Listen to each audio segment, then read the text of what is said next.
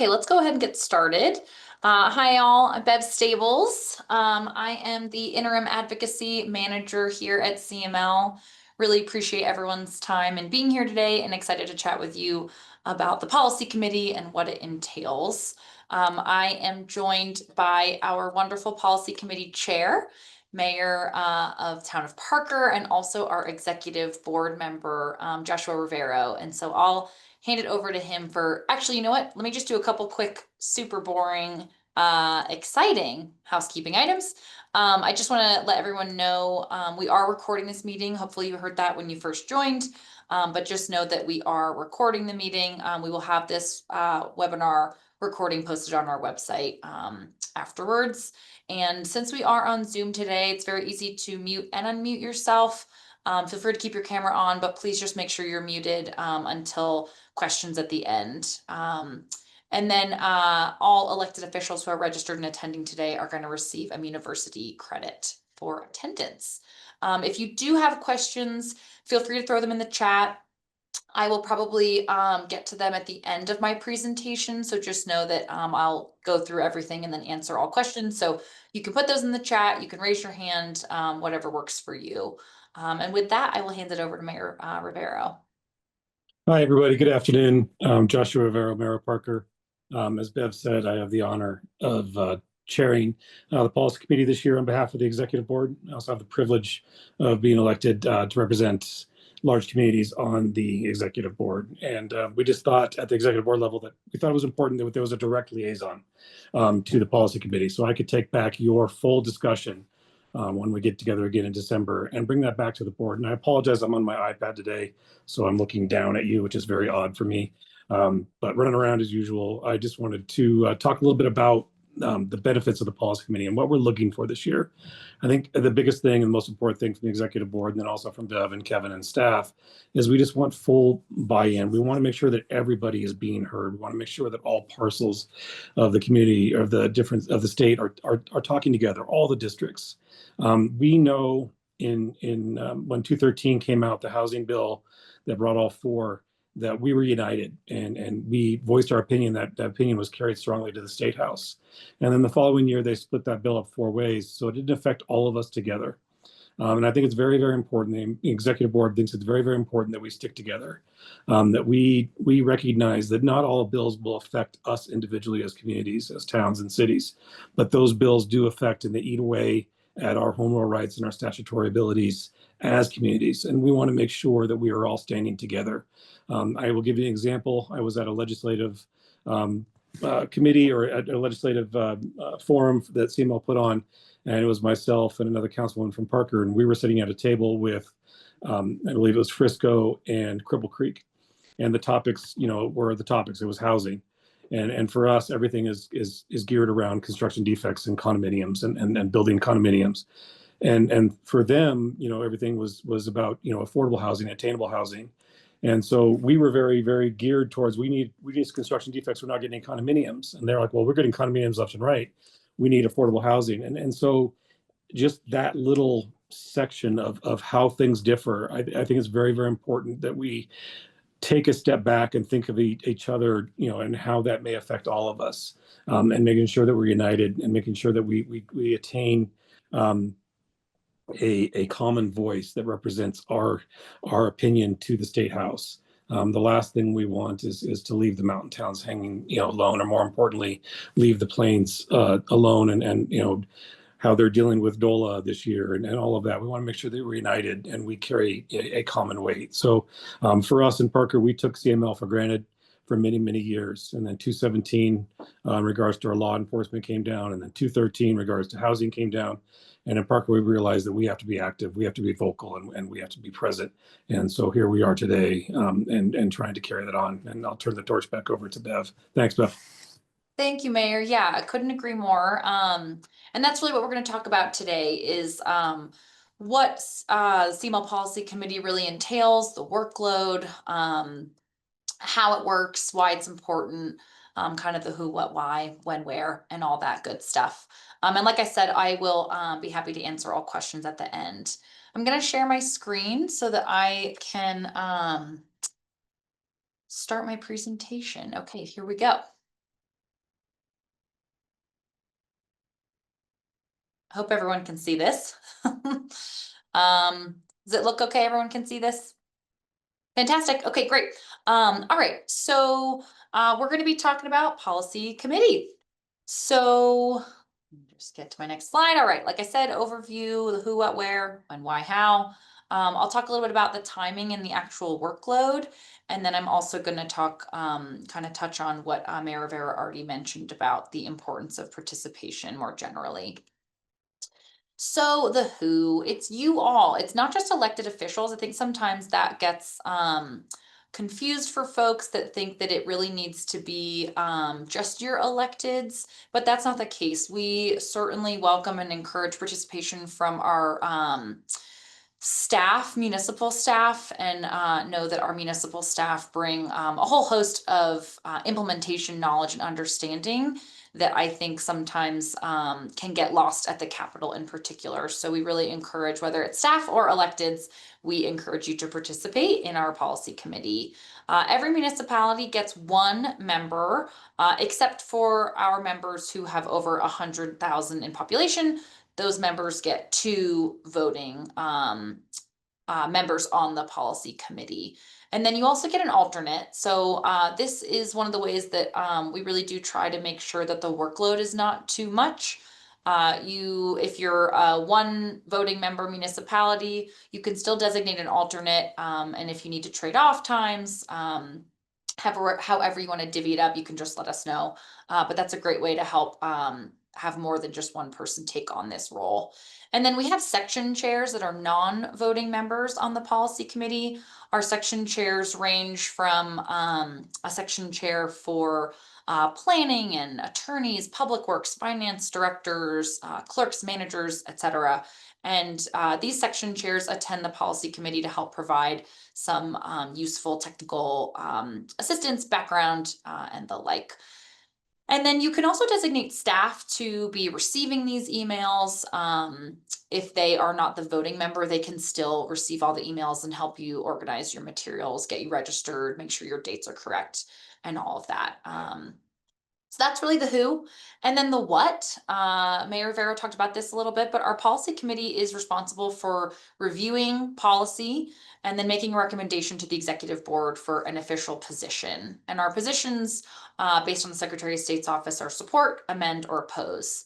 And I'll get a little bit more into the nitty gritty of those different positions, but essentially the CML advocacy team, myself and my three colleagues that work on the advocacy team will present to you all on the bills that we know are coming and try to provide some political background, some context for what the issue is, and then try to give you an idea of what the potential benefits or concerns for a piece of legislation would be. And then, of course, we have our wonderful legal team that also helps answer your questions. And that's really, that's really the dynamic. You all are welcome to ask any questions at all about what the policy is, how it would impact you. And, we will try to provide as much information as possible for you to make an informed decision on what you think the position should be of CML. So the policy committee can ask us questions, and then you all will also debate and discuss amongst yourselves about what you think the position should be. We will make a staff recommendation.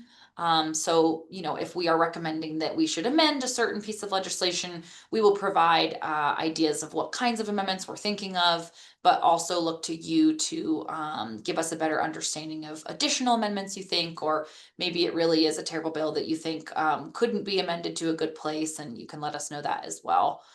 And we do have a full list of the policy committee's roles and responsibilities that we all live by during our policy committee meetings, but you all are responsible for reviewing our annual policy statement. That's a great way to have some guidance on what direction we should take on a particular position. We are actually right now updating our policy statement just to try to make it more modern and reflective of some of the issues that we're seeing at the Capitol. And so as we're moving through this process of updating it, we are seeking feedback from our policy committee members to make sure we're on the right track in the changes that we're making. And then that still needs to be approved at the annual business meeting during our conference next summer. And I'll just also say the policy committee really is dedicated to creating a safe and inclusive space where everyone has an opportunity to voice their perspectives without any fear of judgment. And we strongly encourage members to actively listen and respect each other's differences of opinions, and make sure that we're contributing to an environment that, values diversity of thought. And so in the course of that discussion, then there will be a motion to take a certain position, and then everyone in the policy committee that's able to vote will do so. And that's how we take our positions, as a majority vote on those proposals. The when is pretty simple. We have meetings always in October, December, January, February, March. Our October meeting is always dedicated mainly to CML initiated legislation. This is an opportunity that we open up to our members every single year for members to submit proposals for CML initiated legislation. And then the policy committee reviews, makes recommendations to the board that makes a final determination of which which proposals we're going to take up. And whichever proposals are advanced by the board become the responsibility of CML's advocacy team. And so we take on those bills, we work with our legal team to get them drafted, we hold stakeholder meetings, we find sponsors and work with those sponsors, and basically do our best to bring that idea and that proposal through the legislative process to become signed into law. And these are the dates just for 2025 through 2026, of course, but you can find information on our meeting dates on our website. And you'll see that some of them are virtual only. And that brings me to the time commitment and workload. It's these meetings are always on Fridays. They are always from 9 a.m. to noon. Sometimes we end early. We really, really, really try to make sure that we do not go overtime, even when we have a lot to get through. And like you saw, it's 5 times a year. This does bring me back to what I mentioned prior about alternates, that if this workload or these schedules, you have constraints, you can always switch off with an alternate as needed. And then I would say outside of the actual meetings, the real time commitment is reviewing the materials. So at least a week out, we try to submit to you all the materials for the meeting. It will have a breakdown or a summary of every proposal that we're going to be talking about, with some of the information there. And we ask that you not only review those materials, but take them to your town or city and share them with folks that you think would be interested. Maybe it's your public works department or your police department, and ideally get their feedback on what the impact of a proposal would be. That'll be really useful for us when you're in the meeting to tell us, my police chief said that this would be a big issue and here's why, or maybe there's budget constraints, or you do things differently than how the proposal or the proposed bill suggests. So that's really the time commitment, the reviewing materials, attending the meetings, and then time that you spend discussing with your council and your staff to make sure that you're prepared for the meeting. Where is in person and virtual, except for those meetings that I mentioned. January and March are virtual only, but the others are hybrid. So we will have some nice breakfast for you and some coffee, and we'll get started right at 9 at our office in Denver. We do have free parking available. It's first come, first serve, but still there's a good amount of parking. If you want to come down and see us in person, we'd love to have you, but we want to make sure that it's accessible for our members across the whole state, which is why we offer the virtual option as well. And then we hold the meetings via Zoom. You'll get the Zoom link usually just right before, like a day or two before the meeting. And of course, you can always reach out to me if you have any questions or technical issues. And then the how. We talked a little bit about preparation already, but it's a really important component of what we do and the work that we do, to not only bring some of your community's perspective on the legislation that we're going to be talking about, but also questions that you plan to ask that probably other folks were wondering as well. And then I mentioned this as well, but the policy committee is really there to review the policy and then make recommendations to the board for our final official position on a piece of legislation. So when the policy committee votes to support a bill, it does still need to go to the board before that's our official position. And sometimes that can be confusing, especially as word gets out about maybe how the policy committee decided to go with a certain proposal, that it still does need to go to the board. And then I'll also say, we do sometimes change our positions. Maybe we will ask you all or recommend to you all that we should amend a piece of legislation. And then we, throughout the course of session, we actually get the amendments that we asked for. And then we would come back to you all and the board to say, hey, we got these amendments and we feel like the bill's in a good place. What do you think about moving to a support position? And the inverse is unfortunately true as well. Sometimes we try to get amendments and we don't, we're not able to get those, and we can sometimes move to an opposed position as well. But so that's usually later on in session that will be the case. And so it's just good to know that sometimes our positions can and will change.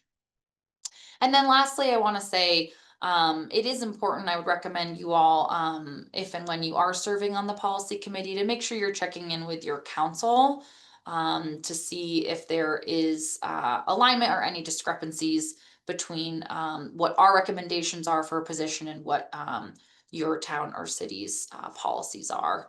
And then if you're not sure, like I said, you can always check in with our policy statement as well for guidance on how you think we should take a position.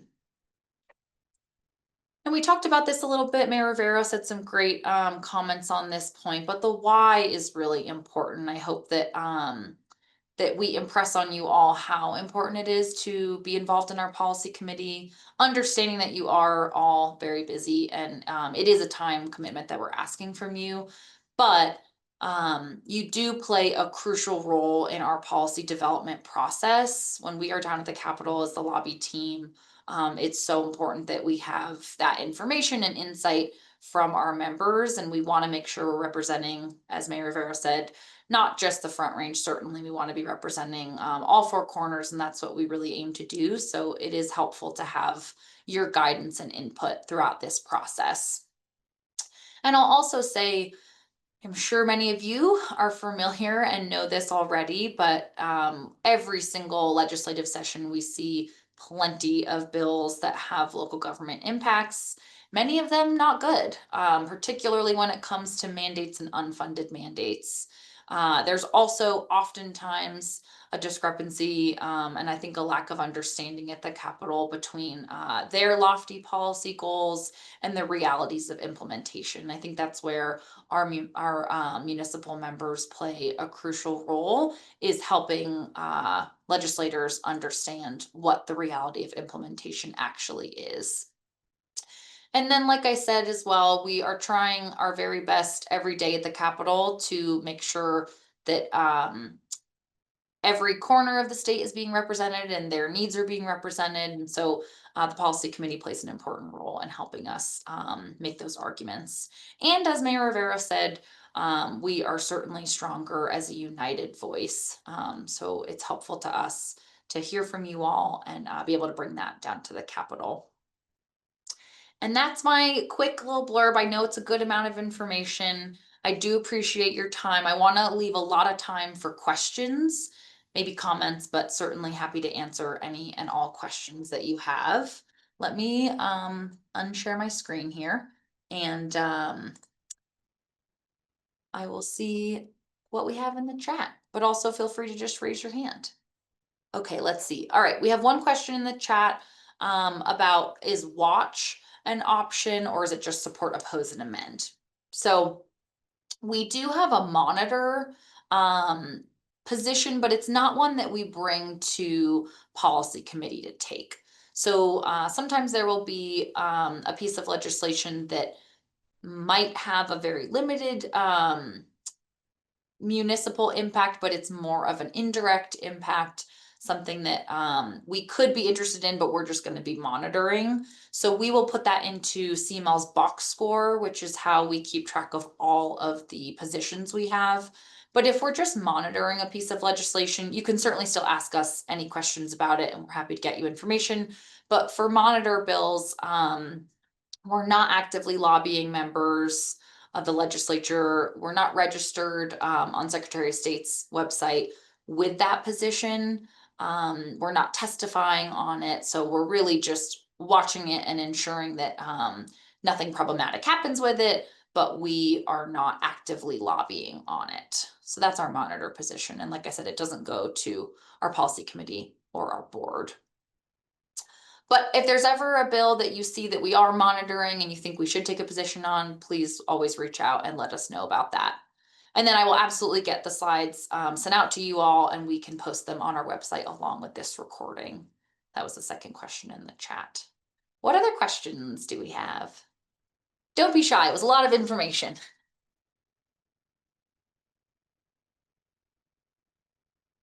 Don, please. Thank you. I got to unmute myself. So this is a loaded question, but I kind of hope to get some dialogue. One of my frustrations in engaging with CML is they have, you know, to their credit, an extremely hard line on local control. And as a consequence, I feel like sometimes municipalities, I won't throw anybody under the bus, push back on something in a way that limits other municipalities from moving forward. State control over land use versus local control over land use is obviously the biggie around affordable housing, but we haven't moved the needle on affordable housing. And I can't, you know, and despite the fact that CML will say, we're a partner, we want to work with the state to make this happen, what I see is just roadblocks. Can you comment on that, or have others weigh in and say, no, we like those roadblocks? Sure. So, I mean, I don't think that we would view them as roadblocks. I would say that we look to our policy committee and to our membership to give us a sense of, you know, how would you implement a significant increase in your density via the Transit Oriented Communities bill, and what would an ADU bill look like in your community if it's a use by right? Would that impact, you know, your infrastructure? Would that be like palatable to you all? And if it is palatable, then that's exactly what the policy committee is there to do, is to discuss and say, you know, we are fine with this and we are okay, you know, with these requirements, or we're not okay with those. And so that's really where we look to you all to be that voice and let us know, are we on the right track? Do you like this direction?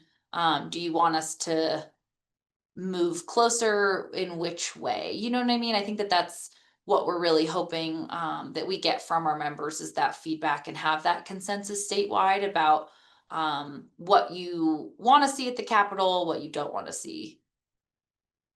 Mayor, I don't know if you had anything to add on that one, but no pressure if you don't, that's okay. Sorry, I'm having problems with my iPad here. No, I think that the important thing and the basis for everything that CML does and the executive board is what we're looking at is the right of the individual communities to do it how they want to do it, and not have the mandates from the state blanket policy us. And I take that. I just came from a Home Builders Association mayor's forum about exactly this. You know, they would love to have blanket policies that cover all of us. And it's just not feasible to think that's the way it should work, because each community has their own identity. We're incredibly diverse, and so I think that's what we're after mostly from CML, is to ensure that we have the right to govern ourselves the way that our citizens see fit. And I believe that would be a statement that the majority of the board would carry. Yeah, thank you, Mayor. And Caitlin, go ahead. Okay, sorry, I'm operating on my phone, and so it takes a minute to lower your hand and No unmute worries. yourself.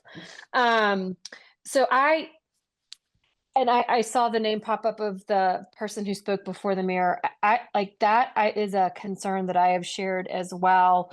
Of it, for those of you who don't know, Newcastle's a town that is, I guess, closest adjacent to Glenwood Springs, impacted heavily by Aspen area.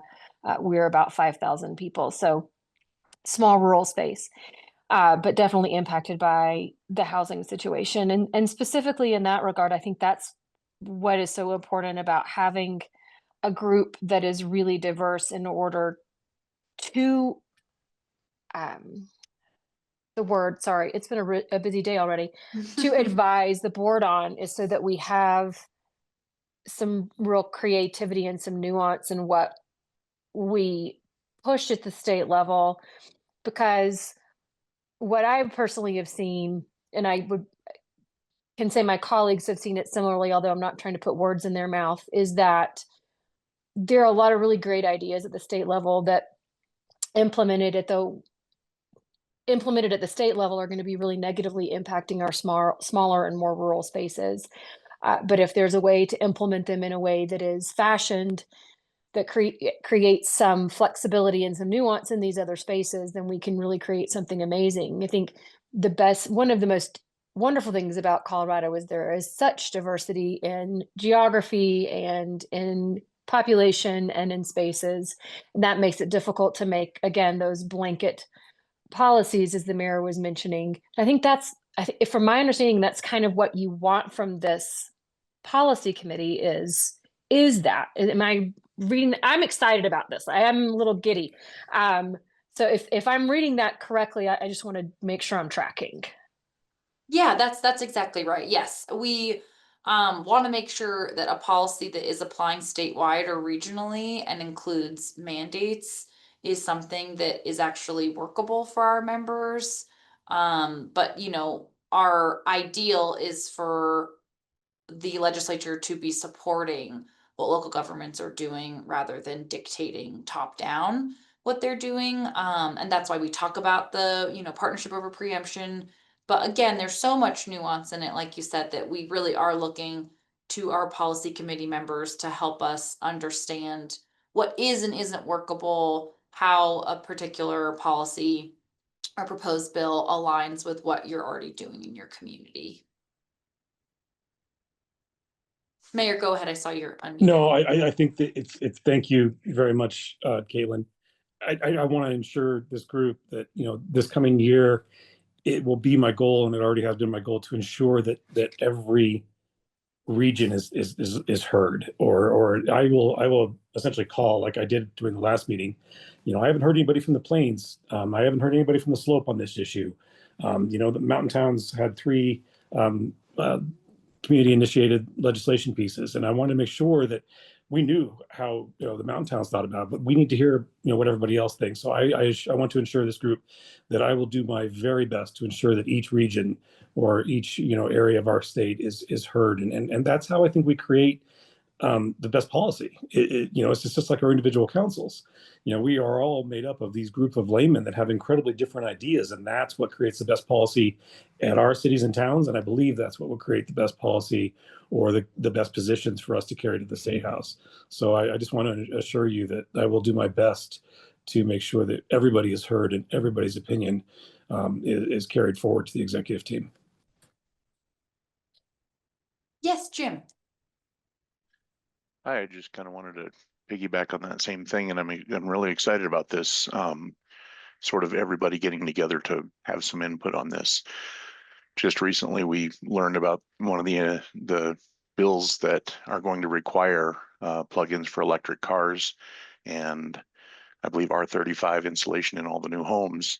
Those are good initiatives as far as the environment's concerned and so on. But in our town out in the plains, we're the farthest one from Xcel Energy. We have power outages at least once a week, and the bill that is going to require each new home to have plugins for the electric cars and this installation is going to up the price by about $6,000 per home, which works directly against the affordable housing thing that we're facing. And so it would be good to have input on this and possibly do it a different way as far as maybe tax incentives as opposed to a requirement and so on. So I'm excited about this. I think it'll be a good thing. Appreciate that, Jim, and I'd love to chat with you more about the EV law. So yeah, we'll chat. Okay. Sounds good. Matthew, please go ahead. Jim, I had a clarifying question. You brought up the R35 installation. Is that is that like a new law that you're saying that may get proposed, or is that part of the wildfire regulations that are coming through that was passed that's supposed to be implemented by July of next year or June? I might have that date off. I might have to do a little more research on that.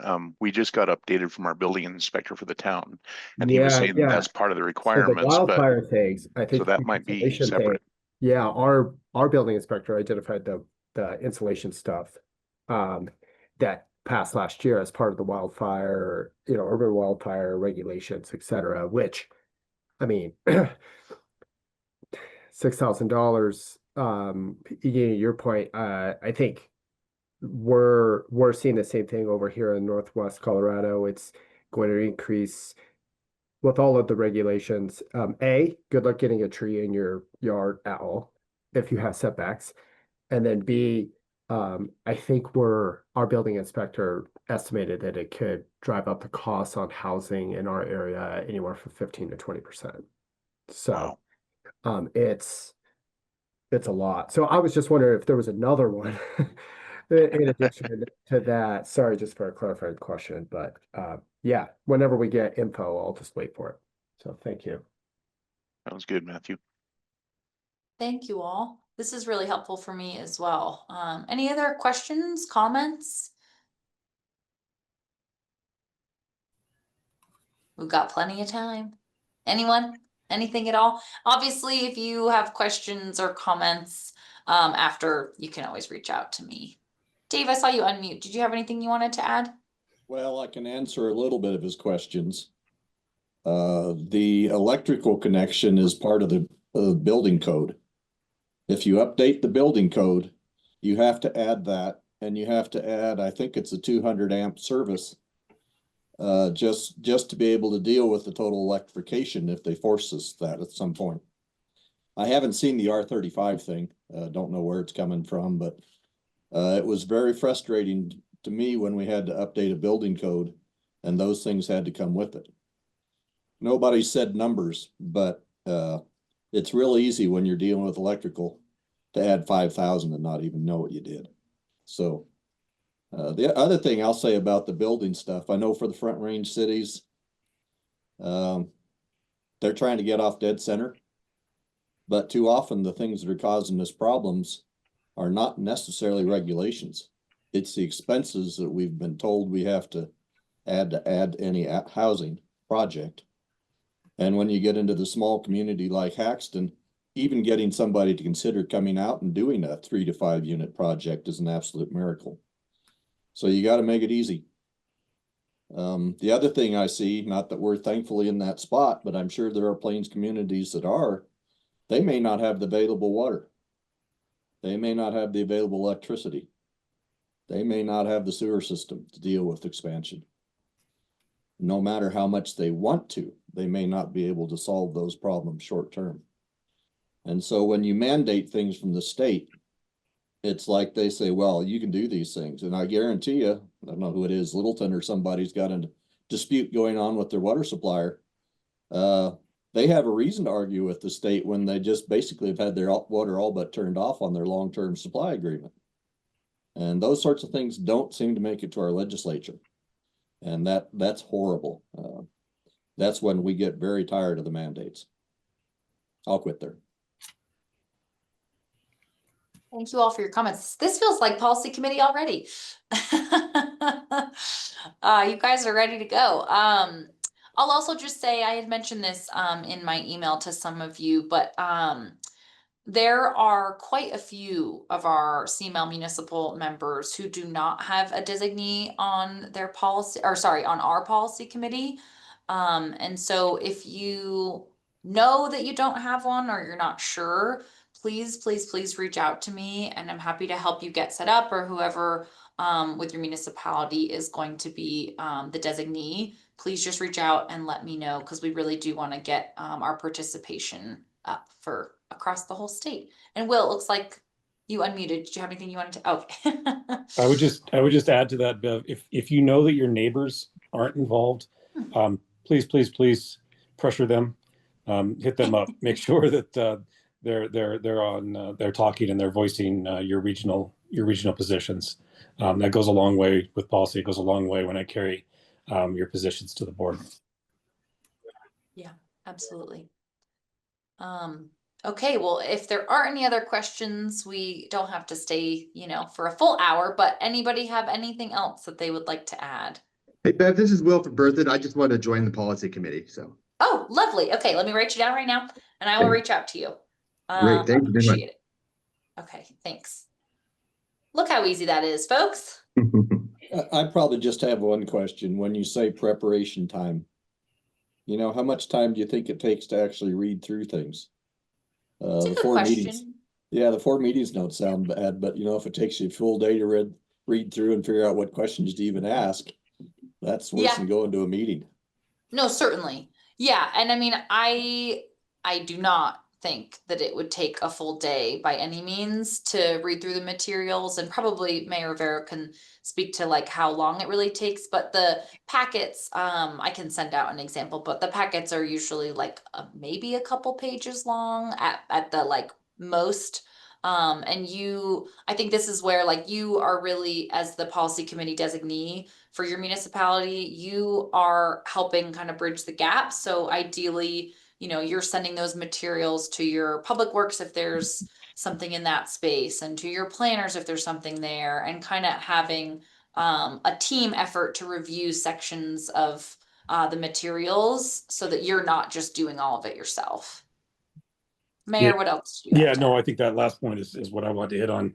As the policy committee representative, you are that liaison. I mean, I don't know about everybody here, but I own coffee shops. I know nothing about, certain things that come down from legislative policy. So I'm handing it off to, my community development director, or I'm handing it off to my public works director and say, hey, what do you think of this? How does this affect town? I heard somebody, talk about the costs. I don't know those costs, but, our chief building official does, and so that's what I'm doing, is getting their opinion. I'm talking to the rest of council. I'll be honest, when I was active on the policy committee, I was reading everything within an hour, half an hour to an hour, highlighting my questions, putting down some notes. More often than not, my questions were answered by people that are quicker on the little virtual hand than I was. So I really was just kind of watching and making sure I voted. So yeah, it's not a huge commitment unless you want to make it one, and then you eventually find your way onto the executive committee. Well, when you say hand things off, that sounds just fine until you realize that at Haxton, once you get past town council, there's 3 people that are in leadership positions. A town manager, a city clerk, and the police chief. And so I can't hand much off, or they're not going to like me either. Yeah, certainly. And we also want to be helpful to you if you have questions, if you want, a different format, if there's feedback that you all have that makes it, the information more digestible, we're certainly happy to hear that as well. But understood. I mean, I think when you have far fewer members, it is tough. But yeah, James, go ahead. Yes, I can't find the digital hand raise, so I did the analog one. Perfect. It worked. Thank you. If there's an issue that I want to get some more input from the other members of the town council, and it's between meetings where we aren't going to get together very for a while, would it be okay to email contact those people and discuss that thing on email without running afoul of the open meetings law? Since we wouldn't be making any town policy decisions, would that be acceptable, or would we find our ass in a crack? It's a great question. And I actually am going to check with our CML general counsel on that, because that's actually not something that is exactly in my wheelhouse, so I will find out and I can get back to you about that. Thank you. What other questions do we have? Thoughts, comments? Anything at all? If anything comes to you, you guys know where to find me. Hopefully I'll put my information in the chat as well, but I'm always available for all sorts of questions. Okay, Mayor, do you want to close us out? Any final thoughts? No, I look forward to the participation. I am really excited. I'll be honest, I'm a little bit nervous. I'm new to chairing this, but I think I'll get my feet under me and we'll make sure everybody's heard. That is my promise. And we will carry the best informed recommendation ever to the executive board so they can make an official statement or official position. I really too, as Caitlin said, I'm really encouraged and a little giddy. It's going to be a good year. Unfortunately, we have some challenging policies or challenging legislation, some bills coming our way. But I look forward to the group of great minds getting together and recommending some great positions to our executive team. Hear, Thank you hear. all. Thank you all so much. I hope you have a great rest of your day. Thank y'all.